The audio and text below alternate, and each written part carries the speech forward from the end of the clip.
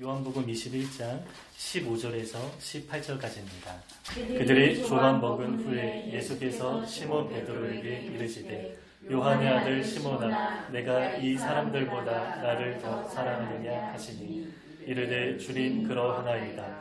내가 주님을 사랑하는 줄 주님께서 아시나이다. 이르시되 내 양을 먹이라 하시고 또 두 번째 이르시되 요한의 아들 시몬아 내가 나를 사랑하느냐 하시니 이르되 주님 그러하나이다. 내가 주님을 사랑하는 줄 주님께서 아시나이다. 이르시되 내 양을 치라 하시고 세 번째 이르시되 요한의 아들 시몬아 내가 나를 사랑하느냐 하시니 주께서 세 번째 내가 나를 사랑하느냐 하시므로 베드로가 근심하여 이르되 주님 모든 것을 아시오매 내가 주님을 사랑하는 줄을 주님께서 아시나이다. 예수께서 이르시되 내 양을 먹이라. 내가 진실로 진실로 내게 이르노니 내가 젊어서는 스스로 띠뛰고 원하는 곳으로 다녔거니와 늙어서는 내 팔을 벌리리니 남이 내게 띠띠우고 원하지 아니하는 곳으로 데려가리라. 네, 오늘은 우리가 부활절로 예배하는데요. 원래 주일 예배 자체가 부활을 기념하는 의미가 있죠. 예수님이 말씀하셨습니다. 인자는 안식일의 주인이다. 그래서 예수님의 십자가 사건을 중심으로 안식일이 바뀐 것이죠.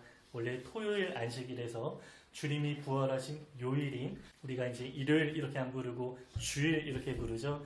주님의 날, 주일이 되었습니다. 그래서 매주 주일은 이제 부활을 기념하는 의미가 있는데요. 오늘은 부활하신 요일과 부활하신 날을 함께 기념하면서 예배하고 있습니다. 제가 부활절이어서 주제 설교 준비했는데요. 오늘 함께 읽은 그 요한복음 말씀을 중심으로 회복의 전문가라는 제목으로 함께 말씀을 나누겠습니다. 예수님은 회복의 전문가이십니다. 이 부활하신 이후에 제자들을 만나시는데 특별히 제자들 한 사람 한 사람을 개인적으로 만나주시는 장면이 나옵니다. 그런데 예수님이 만나주신 사람들을 보면 유독 베드로가 조금 두드러지게 드러나는 것을 보게 됩니다. 물론 도마를 만나주신 장면도 우리에게 아주 잘 알려져 있는데요. 모든 장면 가운데 베드로가 늘 함께 등장하고요. 특별히 오늘 본문에서는 베드로를 만나주신 장면이 아주 길게 나옵니다. 그러나 예수님이 베드로만을 편애하신 건 아니겠죠. 베드로의 이야기가 성경에 기록된 것뿐입니다. 요한복음을 마무리하는 21장 25절에서는 이렇게 말씀합니다. 예수께서 행하신 일이 이 외에도 많으니 만일 낱낱이 기록된다면 이 세상이라도 이 기록된 책을 두기에 부족할 줄 아노라. 예수님이 행하신 일도 상당히 많이 있고요. 또 말씀하신 것도 많이 있습니다. 성경을 통해서 알고 있는 것에 수백 배, 수천 배는 아마 좋게 될 것입니다. 따라서 예수님은 그 베드로만 특별히 만나주셨다 이렇게 보기는 좀 어렵겠죠. 도마만 특별히 만나주신 것도 아닐 것입니다.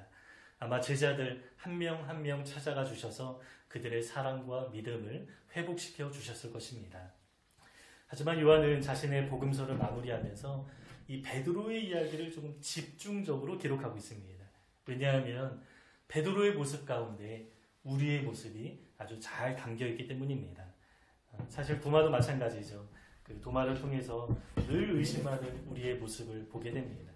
이 베드로를 통해서도 베드로를 통해서 베드로와 비슷한 우리의 모습을 보게 하기 위한 목적이다. 이렇게 생각합니다. 그러면 베드로는 어떻습니까? 늘 좌충우돌합니다. 주님을 향한 열정이 있습니다. 그러나 주님보다 앞서거나 오히려 주님의 길에 방해가 되기도 했습니다. 또 십자가 사건 앞에서는 결정적으로 두려움 때문에 멀찍이 따르다가 주님을 부인하고 저주까지 했습니다. 그러나 여러분 예수님은 그 베드로를 회복하시죠. 그리고 베드로는 결국에 정말 멋진 모습으로 변화되었습니다. 그 변화된 모습만 보면 아예 다른 사람처럼 보입니다.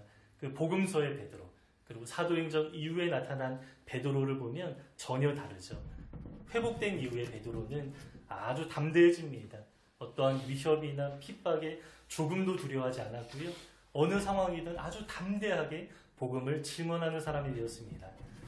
그리고 전해지는 이야기에 의하면 그 십자가에 거꾸로 못 박혀서 순교했다라고 합니다. 이처럼 예수님은 아주 연약했던 베드로를 회복하셨고요. 그 결과 베드로의 삶에 아주 큰 변화가 나타났습니다. 그런데요, 여러분, 베드로를 변화시킨 그 주님은 바로 우리의 주님이십니다. 나의 주님이시죠. 내 삶의 주인이 바로 그분, 예수님이십니다. 지금도 우리 삶 가운데 역사하시는 똑같은 분이십니다. 다른 분이 아니십니다. 그래서 때로 실수하고 절망 가운데 낙심하는 우리 삶이지만 베드로를 만나주신 주님은 우리 삶에도 그대로 찾아오십니다. 그리고 우리도 베드로처럼 회복하셔서 아주 멋지게 사용하실 것을 기대할 수 있습니다. 그러면 예수님은 어떻게 베드로를 회복시켜 주셨습니까? 오늘 본문에서는 베드로와 개인적으로 대화하는 장면이 나옵니다. 그런데 예수님이 베드로를 부르셨는데 아주 독특하게 부르시죠. 요한의 아들 시몬아라고 부르십니다. 예수님은 베드로에게 그 게바, 베드로라는 이름을 주셨는데요. 반석이라는 뜻이죠. 그런데 요한의 아들 시몬, 누가 지어준 이름입니까? 이 부모님이 지어주신 이름이고요. 동네에서 어릴 때부터 30년 동안 불렸던 이름입니다. 그러나 예수님의 제자로 살아가는 그 3년의 기간 동안에 베드로는 이 베드로라는 이름으로 불렸을 것입니다. 하지만 오늘 본문의 장면에서 예수님은 늘 베드로라고 부르셨지만 그렇게 부르지 않으시고요.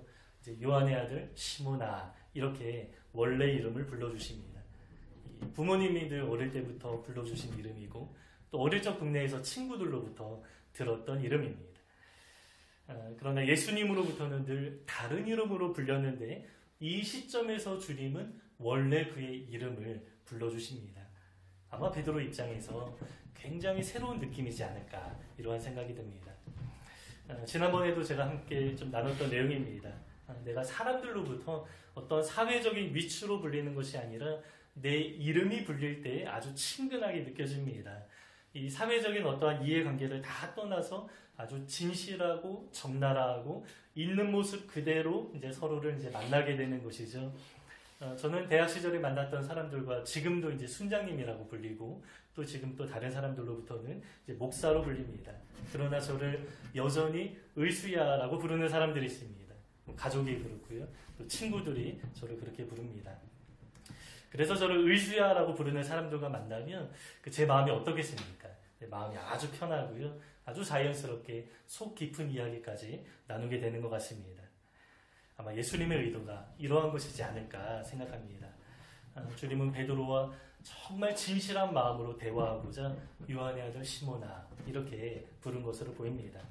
그리고 실제로 아주 깊고 진실한 대화를 나누시는데 우리가 아주 잘 알고 있는 내용이죠.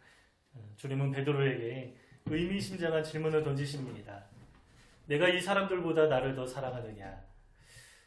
이러한 질문을 했을 때 베드로의 성격상 늘 앞장서서 고백했던 사람이죠.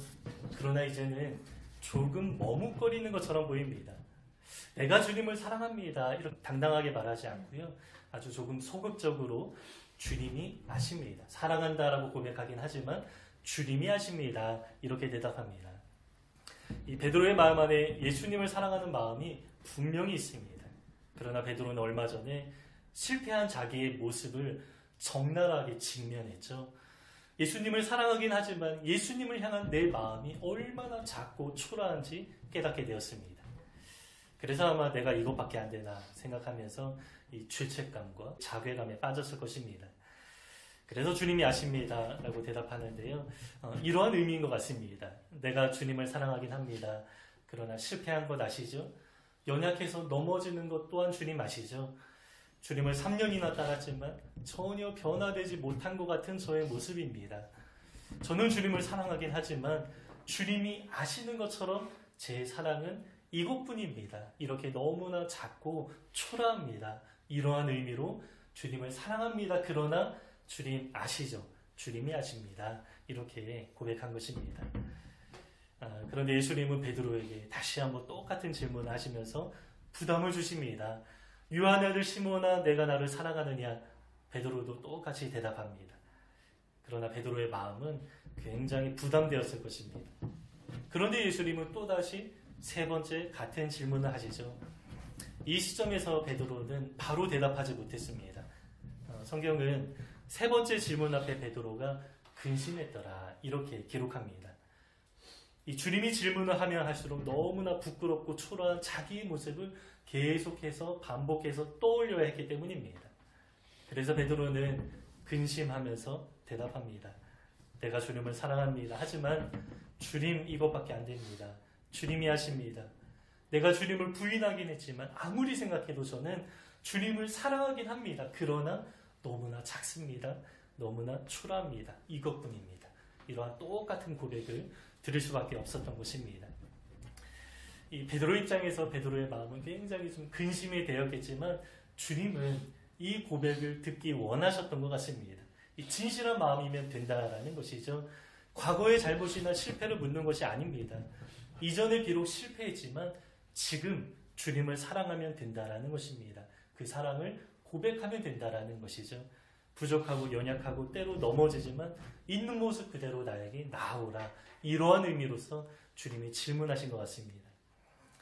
여러분, 이렇게 우리가 하나님과 사랑의 관계를 맺는데 많은 것이 필요한 것은 아닙니다. 하나님은 우리에게 온전한 사랑을 부어주셨지만 우리에게 많은 것을 요구하지는 않으십니다. 작고 초라하지만 그 모습 그대로 하나님께 나아가면서 진실한 고백을 토해내면 되는 것이죠. 여러분, 주님은 우리를 아십니다. 그래서 우리에게 부족하고 연약해도 괜찮다라고 말씀하시면서 그럼에도 내가 너를 사랑한다. 이렇게 주님도 우리에게 사랑의 고백을 주십니다. 여러분, 우리는 어떻습니까? 여러분, 정말 주님을 사랑하십니까? 사실 우리도 마찬가지죠.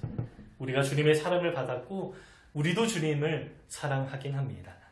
그러나 우리의 모든 것을 아시는 하나님 앞에 당당하게 내가 주님을 사랑합니다. 이렇게 고백하기는 조금 어려운 것 같습니다. 주님의 완전하고 그 영원한 사랑 앞에 우리가 드릴 수 있는 마음은 너무나 작고 초라하기 때문이죠. 하지만 주님은 그 작은 고백을 받기 원하십니다. 사랑의 고백을 통해서요, 우리와 사랑의 관계를 맺기 원하시는 것입니다. 그리고 그때 주님이 하시는 일이 있는데요, 사랑의 관계 속에서만 할 수 있는 일입니다. 사랑의 관계 속에서 우리에게 주님은 사명을 맡겨주십니다. 왜냐하면 하나님의 사역이라는 것은 사랑 안에서만 가능하기 때문입니다. 여러분, 하나님이 우리를 만드신 목적은 단지 어떠한 일을 성취하려는 것이 아닙니다. 주님이 우리를 사랑하시고요, 또 사랑하시기 때문에 우리를 만드셨고 우리와 함께 동역하기 원하십니다. 일하는 면에서 보면 하나님 혼자 일하시는 것이 조금 편하시겠죠. 함께 일하면 우리 신사장님 경험하고 있죠. 늘 불편합니다. 늘 알려줘야 하고요. 또 함께 일할 수 있는 사람으로 만들어가는 과정이 또 쉽지 않기 때문입니다. 그래서 주님이 우리와 함께 일할 때 분명히 번거로우실 것입니다. 우리 때문에 주님이 쏟아야 하는 노력이 더 많을 것입니다. 예전에 제가 그 포도원 주인의 비유를 통해서 나눈 내용인데요. 주님이 우리를 사용하시는데 주님 당신의 이익을 위해서 사용하시는 것이 아니라 그 반대라고 했습니다. 주님이 손해보면서까지 우리를 사용하신다라고 했습니다. 그 이유가 무엇입니까? 우리를 사랑하기 때문입니다. 사랑은 희생인데요. 사랑하기 때문에 희생하십니다. 주님이 수고하고 희생하면서까지 우리와 함께하기 원하시고요. 자신의 일을 나누어서 함께 동역하기 원하시는 하나님의 마음입니다. 우리의 입장도 그렇죠. 우리가 주님의 사랑을 경험하면서 나도 주님을 사랑합니다 라는 그런 고백을 하게 되면서 아주 자연스럽게 나타나는 우리 마음의 변화가 있습니다. 내가 사랑하는 주님을 위해서 나의 인생을 드리고 싶고요. 주님의 기쁨이 되기 원한다. 우리가 찬양으로 많이 고백하는데 그러한 고백을 우리 또한 드립니다. 저도 하나님의 사랑을 가장 처음 경험했던 그 시기의 기도가 아직도 생생합니다. 하나님을 사랑합니다. 이러한 고백도 많이 드렸는데 제가 고민했던 것이 있는데 내가 사랑하는 주님을 위해서 무엇을 드릴 수 있을까? 그러면서 제 마음 가운데 일어났던 소원이 있는데요. 내가 알고 내가 경험한 그 하나님을 모르는 사람들에게 좀 전하고 싶은 그런 마음이 일어났던 것입니다. 그래서 그때 하나님 저를 보내주시옵소서. 저를 어디로 보내시든 괜찮습니다. 그곳이 광야이든 푸른 풀밭이든 전혀 상관없습니다. 주님만 함께 하신다면 어디든 가겠습니다. 여러분, 이러한 고백이 어떻게 나올 수 있었겠습니까? 주님과의 사랑의 관계 속에서만 나올 수 있는 그러한 고백이었습니다. 이러한 기도를 드린 지 이제 20년도 더 지났는데 제 기억에 아주 생생하게 남아 있습니다. 그러나 우리가 살아오면서 좀 연약해집니다. 또 때로 뒤로 물러서기도 합니다. 세상의 유혹에 넘어지기도 하고요. 또 하나님과 사랑의 관계가 조금 무뎌지기도 합니다. 그러나 우리가 이 마음을 가지고 하나님 앞에 나아가면 우리를 회복하실 주님을 기대할 수 있습니다. 왜냐하면 주님은 회복의 전문가이시기 때문입니다. 주님이 베드로를 개인적으로 만나서 그를 회복시켜 주셨던 것처럼 저와 우리에게도 주님은 같은 모습으로 나오십니다. 김을수 목사야 이렇게 부르는 것이 아니라 마치 사랑하는 아버지가 그 자녀를 부르듯 의수야 나와 사랑의 관계를 맺자 이렇게 말씀하실 것만 같습니다. 베드로는 완전한 사랑을 보여주신 주님 앞에 너무나 초라한 모습이었지만 그 모든 것을 아시는 주님 앞에 진실된 마음으로 있는 모습 그대로 주 앞에 나아가면서 사랑의 관계를 확인했을 때에 주님은 베드로에게 사명을 맡기십니다. 내 양을 먹이라 내 양을 치라 말씀하시면서 한 가지 예언을 하시는데요. 우리 18절을 보시면 이러한 말씀이 있습니다. 내가 진실로 진실로 내게 이르노니 내가 젊어서는 스스로 띠뛰고 원하는 곳으로 다녔거니와 늙어서는 내 팔을 벌리리니 남이 내게 띠띠우고 원하지 아니하는 곳으로 데려가리라. 여러분 예수님은 진실로 진실로 2번 반복해서 말씀하십니다. 이 표현은 요한복음에만 나오는 표현이라고 합니다. 다른 복음서에서는 내가 진실로 이루노니 이렇게 한 번 사용하는데 요한복음에서만 진실로 진실로 반복합니다. 이 표현은 헬라어로 보면요 아멘 아멘입니다. 우리는 기도 마지막에 아멘을 하는데 예수님은 먼저 아멘 아멘이라고 하면서 이어서 나오는 내용이 반드시 이루어질 것이다. 미리 확실하게 말씀하십니다. 그런데 반드시 이루어질 것인데 우리는 이런 내용을 좋아합니다. 하나님이 반드시 나를 축복하신다. 이런 내용을 좋아하는데 그러나 본문에서는 반드시 이루어질 일을 말씀하는데 상당히 부담스러운 말씀하십니다. 젊을 때는 너가 원하는 대로 살았지만 늙어서는 팔을 벌릴 것이고 다른 사람이 너에게 띠를 띄우고 원하지 않는 곳으로 데려갈 것이다. 그리고 오늘 본문의 범위는 아니지만 이어진 19절은 그 18절의 예언이 바로 베드로가 어떻게 죽게 될 것인지 알려주는 내용이라고 설명합니다. 그리고 실제로 그 예언이 이루어졌죠. 베드로는 주님의 사랑에 매여서 주님을 따르며 살아가다가 결국에 예수님처럼 십자가에 못 박혀 순교하게 되었습니다. 여러분 이 모습이 바로 그 예수님의 제자의 삶을 잘 보여줍니다. 하나님과의 사랑의 관계가 잘 회복된 사람들은 이렇게 살아가는 것입니다. 이전에는 내가 하고 싶은 대로 내가 원하는 대로 살아갔습니다. 원하는 대로 다녔고요. 원하는 것을 먹고 나의 만족을 위해서 살아갔습니다. 하지만 우리가 주님과 사랑의 관계를 맺은 이후에는 그렇게 하지 않습니다. 할 수 있어도 하지 않습니다. 오늘 본문의 비유에서는 너가 팔을 벌린다라고 하는데요. 우리가 이 팔을 벌린 상태에서는 내가 스스로 내가 원하는 옷을 입을 수가 없습니다. 팔을 벌린 상태라면 상대방이 원하는 옷을 입혀주는 대로 입게 되는 것입니다. 그리고 띠를 띄우고요. 이제 띠를 띄웠다라는 건 옷을 다 입었다라는 것이죠. 그리고 이제 우리를 데려간다라고 합니다. 여러분 이렇게 되면 조금 답답하지 않겠습니까? 너무 괴롭고 힘든 삶일 것 같습니다. 그러나 여러분 누가 우리를 그렇게 하십니까? 폭군이 강제적으로 우리의 옷을 갈아입히고 우리를 끌고 가는 것이 아니라 우리를 죽기까지 사랑하신 예수님께서 우리에게 새 옷을 입혀주시고 우리의 삶을 주님의 길로 가장 좋은 길로 진리의 길로 인도하신다라는 것입니다. 고린도후서 5장 14절에 이렇게 말씀하는데요. 그리스도의 사랑이 우리를 강권하시는도다 이렇게 말씀합니다. 여러분 주님은 우리를 함부로 마음대로 막 이리저리 이렇게 이끄는 분이 아니십니다. 강권하시긴 하는데 사랑으로 강권하신다 이렇게 말씀하시죠. 우리 마음 가운데 먼저 주님의 사랑을 부어주시고요. 우리로 하여금 자원하여서 기꺼운 마음으로 순종할 수 있도록 우리를 인도하신다 이렇게 말씀하는 것입니다. 그래서 주님이 우리를 이끌고 인도해 주시는데요. 어떻게 하십니까? 사랑으로 하시는 것이죠. 사랑 안에서 우리를 인도하십니다. 그러면 어떻게 인도하십니까? 본문에서는 옷을 입혀준다 이렇게 좀 말씀하는데요. 그 성경에 우리가 새 옷을 입었다 이런 표현이 좀 많이 나오지 않습니까? 제가 몇 가지 구절을 찾아보니까 그 새 옷이 어떤 옷인지 그리고 누구의 옷인지 말씀해 주십니다. 주님은 우리에게 입혀주시는 옷은 다른 옷이 아니라 예수님의 옷을 입혀주신다. 이렇게 말씀합니다.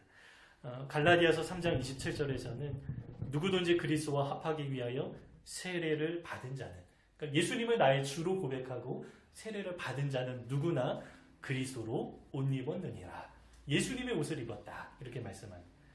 로마서 13장 14절에서는 오직 주 예수 그리스도로 옷 입고, 그 다음에 이어지는 내용이 정욕을 위하여 육신의 일을 도모하지 말라. 여기는 조금 자세하게 풀어서 설명해 주십니다.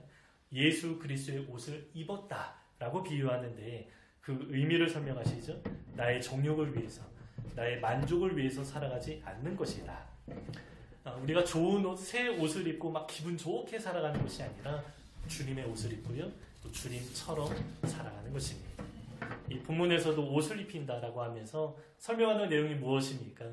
내가 원하는 대로 살아가는 것이 아니라 주님이 원하시는 대로, 주님이 이끌시는 대로 우리가 살아가는 것이다 말씀하죠. 그래서 어떤 의미에서 이 옷은 자기 부인의 옷이다. 예수님의 옷, 자기 부인의 옷이다. 이렇게 말해도 될 것 같습니다.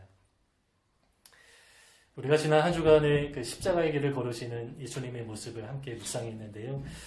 주님도 십자가 지기까지 얼마나 많은 자기 부인의 과정이 있었겠습니까? 겟세마네 기도만이 아닙니다. 주님의 삶 전체가 다 그렇습니다. 예수님은요, 오직 하나님의 뜻대로만 사신 분이죠. 자기 삶에 하나님의 뜻이 온전히 이루어지기를 간절히 원하신 분이십니다. 그것이 예수님의 기쁨이었습니다. 왜 그렇습니까? 주님은 성부 하나님과 완전한 사랑의 관계 속에 있었기 때문에 그렇게 살아가셨던 것입니다. 여러분, 우리도 주님의 제자로서 주님의 옷을 입고 살아갈 때에 이 모습이 우리에게 필요합니다. 그러나 지금까지 베드로는 자기 혈기, 자기 영광을 포기하지 못했기 때문에 실수하고 넘어집니다. 그러나 이제 주님은 베드로를 변화시켜 주시고 이끌어가기 원하시는데, 그렇게 하려면 반드시 뭐가 필요합니까? 사랑의 관계가 전제되어야 합니다. 그래서 주님은 너가 나를 사랑하느냐 물어보시죠. 오직 사랑의 관계 속에서만 자발적으로 우리가 주님의 길을 걸을 수 있고 주님 우리에게 맡겨주신 사명을 잘 감당할 수 있기 때문입니다. 여러분, 주님은 우리에게 많은 것을 요구하지 않으십니다. 십자가를 통해서 온전한 사랑을 우리에게 베풀어 주신 주님은 있는 모습 그대로 우리에게 나아오라 말씀하십니다. 너의 사랑이 초라하고 수시로 변하기도 하지만 그 작은 사랑도 내가 받기 원한다. 나와 사랑의 관계를 맺자. 내가 너에게 온전한 사랑을 부어주겠다 말씀하십니다. 그리고 그 사랑의 관계 속에서 새 옷을 입혀주시고 우리를 또 인도하십니다. 여러분, 그렇게 되려면 우리 안에 움켜진 손을 펴야 합니다. 우리가 손을 쥐고 있으면 우리가 입고 있는 이 세상의 옷, 낡은 옷을 벗어버릴 수가 없습니다. 주님은 우리에게 가장 좋은 옷을 입혀주기 원하시는데, 그래서 우리가 해야 하는 일이 있죠. 움켜진 손을 펴고 팔을 벌리는 것입니다. 하나님 앞에 나의 고집을 꺾는 것이죠. 그렇게 하면 주님은 우리에게 옷을 입혀주시고 또 주님과의 사랑의 관계 속에서 주님이 이끄시는 대로 기쁨 가운데 우리가 사명을 감당하는 삶을 살아가게 됩니다. 여러분, 우리도 이 주님의 초청에 반응하면 좋겠습니다. 부활하신 주님은 우리 삶에도 개인적으로 찾아오십니다. 그리고 우리에게 질문하실 것입니다. 특별히 우리의 이름을 불러주시면서 누구누구야 내가 나를 사랑하느냐. 여러분, 그러면 우리도 대답할 수 있습니다. 주님 아시죠? 부족하고 연약하지만 그럼에도 나는 주님을 사랑합니다. 이러한 고백을 드리면서 주님과의 그 깊은 사랑의 관계를 우리가 확인하는 것입니다. 그러면서 우리는 어떻게 됩니까? 사랑 안에서 우리의 움켜진 손을 이제 펴게 됩니다. 팔을 벌리고요. 또 주님이 우리에게 입혀주신 옷을 입게 되는 것입니다. 그러면 주님이 우리 삶을 인도하시는데 그 삶이 답답하거나 불편한 것이 아니라 기쁨 가운데 자발적으로 순종하는 삶을 살아가게 됩니다. 사랑하는 주님과 함께하는 그 삶이 가장 의미가 있기 때문입니다. 그러면서 우리에게 주어진 사명 또한 감당하게 되는 것이죠. 여러분, 부활의 주님은 베드로 만나주셨는데요. 베드로의 주님 누구입니까? 우리의 주님이십니다. 베드로를 멋지게 회복하시고 사용하신 것처럼 주님은 우리 삶에도 역사하셔서 우리를 아주 선하게 이끌어 가실 것입니다. 오늘 그 부활의 주님을 깊이 만나기 원하고요. 사랑의 관계도 회복하시고 사명도 감당하는 우리 모두가 되시기를 주님의 이름으로 축복합니다. 우리 본문을 다시 한번 읽고 말씀 마치겠습니다. 주님이 나에게 말씀하시는 것처럼 우리가 한번 좀 그렇게 묵상하면서 읽으면서 마치겠습니다. 함께 읽겠습니다. 그들이 조각 먹은 후에 예수께서 시몬 베드로에게 이르시되 요한의 아들 시몬아 내가 이 사람들보다 나를 더 사랑하느냐 하시니 이르되 주님 그러하나이다. 내가 주님을 사랑하는 줄 주님께서 아시나이다.